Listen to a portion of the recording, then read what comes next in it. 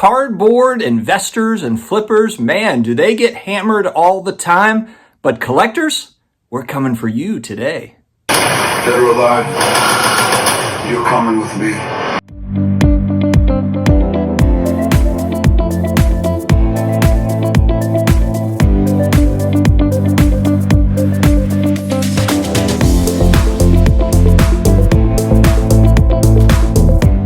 Hello to all my sports card collectors, investors, all of my collectibles friends. Another day. It is another card video. Thank you for joining me again today. It's another day in my midlife crisis. Got some microdermabrasion and a tasteful brow lift. MacGruber! Some collagen injections and a buttload of hair plugs. MacGruber! He's never felt better about himself. MacGruber!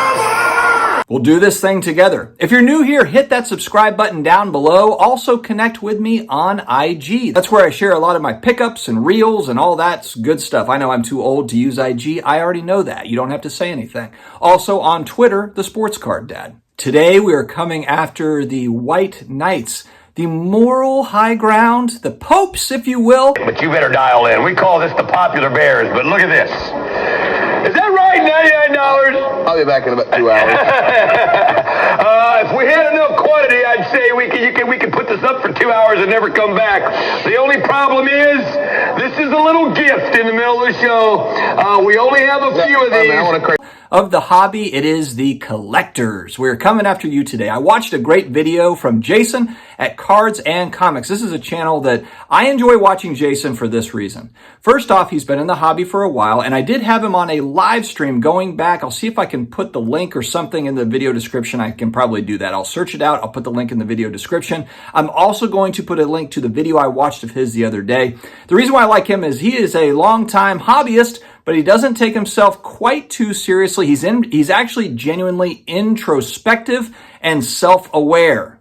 I know that sounds shocking, right? There's a lot of people in our hobby that are not any of those things. He tackles subjects within the hobby that really other hobbyists don't talk about. I mean, let's just not kid ourselves here. This is the real truth. There's a lot of topics that are just talked over and over and over again. And if there's not any sort of entertainment value attached to that, it just gets old. Even if it's great, knowledgeable style content, it doesn't really matter. It's like sitting in class and that teacher might be the most knowledgeable person on the planet. But at the end of the day, if there's no sort of kind of entertainment value at all, it doesn't really matter. Everybody gets bored. Anderson. Here. Bueller. Bueller. Bueller. We are in a world where we have entertainment at our fingertips, and it's very difficult to hold people's attention. Hell, I can barely keep you all here right now without throwing in another clip. Yeah. And so what Jason is talking about here in his video is that when you call yourself a collector, you're like a unicorn in the hobby. You can do no wrong. You're wearing that halo over your head, and everything you touch turns to gold. Not really turns to gold, but the whole point is you are immune to criticism because you're a collector. Nobody can say a damn thing to you because you're a collector. And he goes back because he's been around, he's been in the hobby for a while, and I liked kind of the analogy that he took or kind of the story that he told, and it's around the PSA registry. Now for me, I'm not a PSA registry person. I'm not a big set collector. I'm not competing with people on it. But he was around during the early days of the PSA registry, and essentially what he talked about is during those early days and leading up into now, you have highly competitive folks that are collecting certain players, certain sets, etc., and they've got scores that are attached to that, and it's all done through the PSA registry.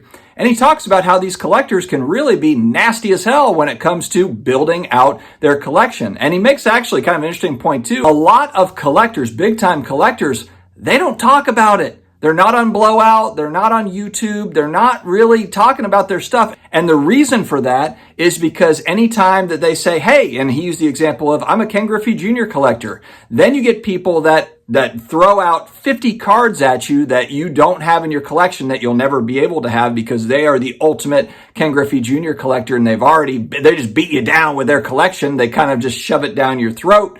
And then there's also people that come at you of, hey, do you need this, this, this, and this, and this, and this, and this? And there's also people that are just criticize you. Oh, you're a Griffey collector. What? Okay. Teach, what are you collecting? How are you a Griffey collector? You've been here for 5 minutes. And so the main point that he's making is that set registry, while it is cool and it adds some sort of a thing to your hobby experience, it's also highly competitive. And while competition is good and it's fun, it also brings out the worst in some people. And so next time as a mega collector and you're wearing your halo and you've got your white knight suit on and your morals and everything else and you're all just feeling great about yourself, recognize that we're all human beings that are flawed. And whether you're a collector, investor, a dealer, a flipper, whatever you are, or a hybrid of those things, I consider myself a hybrid. There are some people where I say I consider myself a hybrid and they cannot wrap around in their head exactly what I mean by that.